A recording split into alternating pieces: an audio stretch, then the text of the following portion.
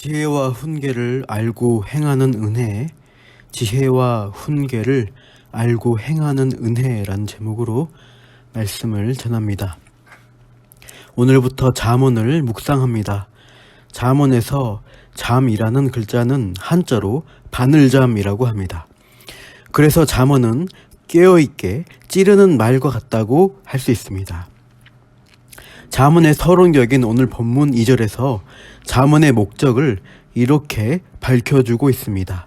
2절, 이는 지혜와 훈계를 알게 하며 명철의 말씀을 깨닫게 하기 위함이라는 거죠.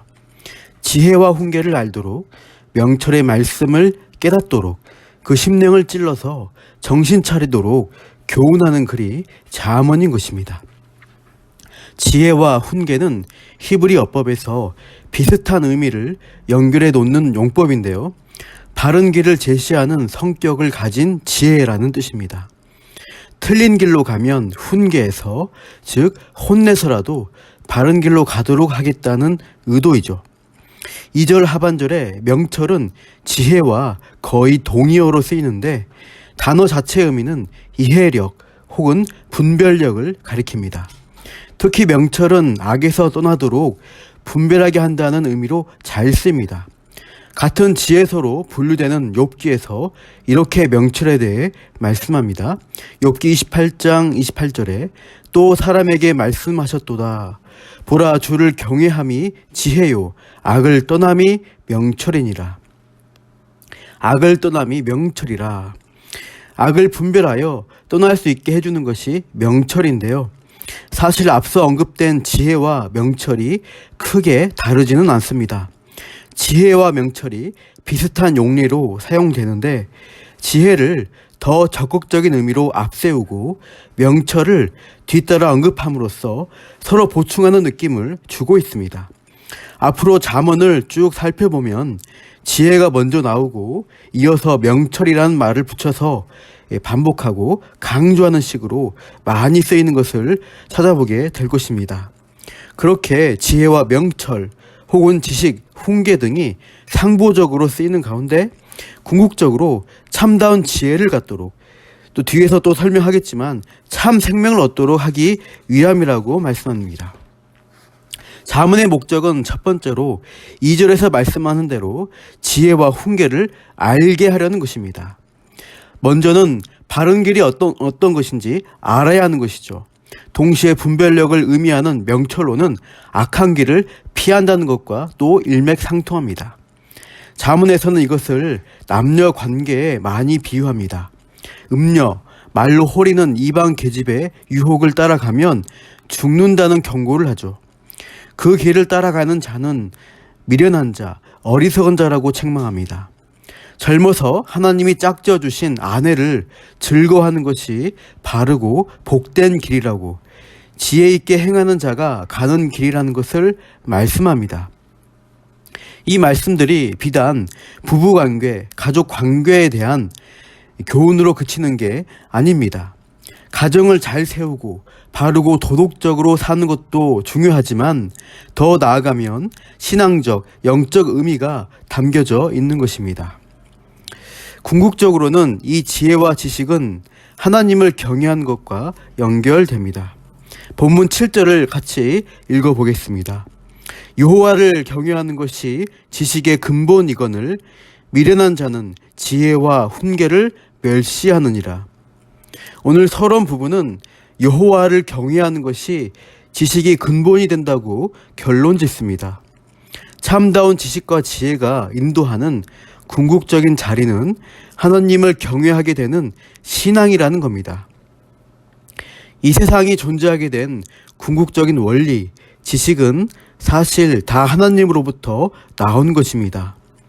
우리 몸을 구성하고 있는 세포 하나하나를 연구해 보니 그 세포 안에 염색체가 있는데 염색체가 나선형으로 꼬아져 있는 DNA로 구성된 것을 발견하게 되었습니다.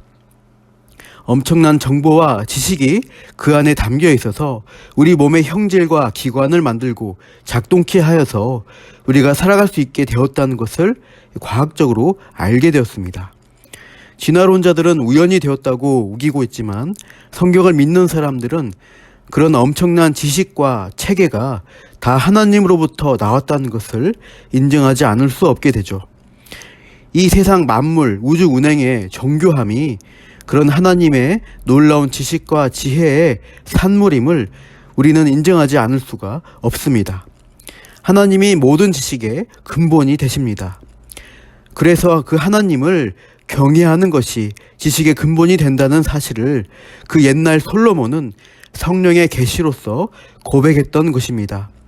여기서 경외한다 는 것은 하나님을 두려워하고 무서워한다는 의미가 아닙니다.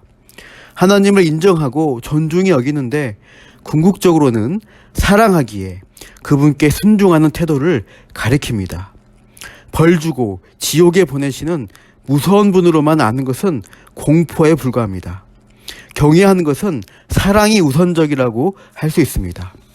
우리는 예수 그리스도를 통해서 하나님의 사랑을 알게 되었고 우리를 먼저 사랑하신 하나님의 사랑 때문에 하나님을 나의 주인으로 알고 그분께 순종하려고 애를 쓰게 되는 것이죠.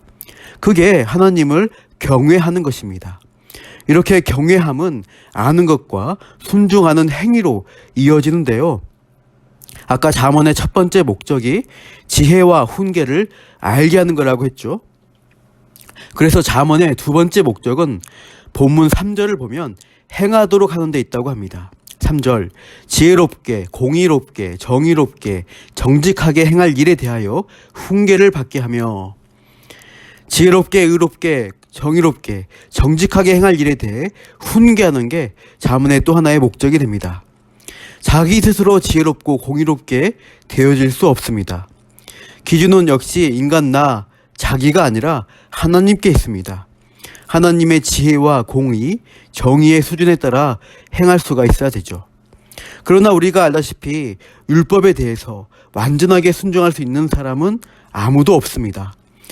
그래서 온전한 순종, 행함으로 공의를 이루어 주시기 위해 하나님이신 예수님이 이 땅에 오셨습니다. 예수님의 온전한 순종의 의가 믿는 우리에게 주어져서 어떻게 할 수 있나요?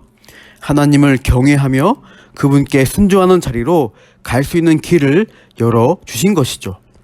내가 이루는 순종이 아니라 나는 실패하고 넘어져도 그리스도의 은혜와 성령의 도우심으로 바른 길, 생명길을 향할 줄 알게 하셨습니다. 넘어져도 다시 그 길을 가도록 다독이고 때로는 책망으로 훈계하며 그 십자가로 열어놓으신 생명길을 가도록 이끄는 자리에 바로 우리가 부르심을 받았다는 사실입니다. 그 길의 방향을 잘 찾게 도와주는 나침반과 같은 게 뭐냐?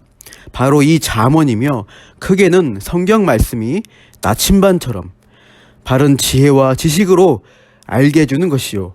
아는 것으로만 그치지 않고 두 번째로는 행할 수 있도록 순종할 수 있도록 끊임없이 성령께서 우리 심령 가운데 역사하시는 것입니다. 하나님 은혜 받은 사람들이 누리는 복입니다. 은혜 받은 자가 성경이 제시하는 구원의 지혜와 훈계를 깨달아 알고 순종하여 행하려고 애쓰는 삶을 살아가게 되는 것입니다. 5절, 지혜 있는 자는 듣고 학식이 더할 것이요 명철한 자는 지략을 얻을 것이라. 오늘도 우리는 은혜 받은 자로서 성경의 진리를 통해 참된 지식이 더하며 하나님을 사랑하고 순종하는 하나님을 경외할 줄 아는 하나님 백성으로 살아가시기를 축복합니다. 기도하겠습니다. 하나님 아버지, 하나님 말씀으로 지혜와 훈계를 받고 깨달아 알며 순종하는 자로 우리를 불러주시니 참으로 감사합니다. 세상에서는 온갖 수완으로 재물을 늘리고 부와 명예를 쌓는 사람을 지혜롭다고 부러워합니다. 이 땅에서 잠시나마 떵떵거릴 수 있겠지만 영혼의 관점에서는 부러워할 이유가 아님을 깨닫습니다. 이 세상 지혜로는 하나님을 알 수도 없고 구원과 생명 주시는 복음도 들을 수가 없기 때문입니다. 지식의 근원이신 하나님을 아는 지혜를 소유한 자가 복되다고 성경은 가르칩니다. 오늘도 하나님을 사랑하고 말씀에 순종하여 하나님을 경외하는 백성으로 정말 복된 길, 생명길, 바른 길을 걸어가는 우리 모두가 되게 하옵소서. 말씀과 기도 가운데 더해 주시는 은혜를 기대하며 감사하며 예수님의 이름으로 기도합니다. 아멘.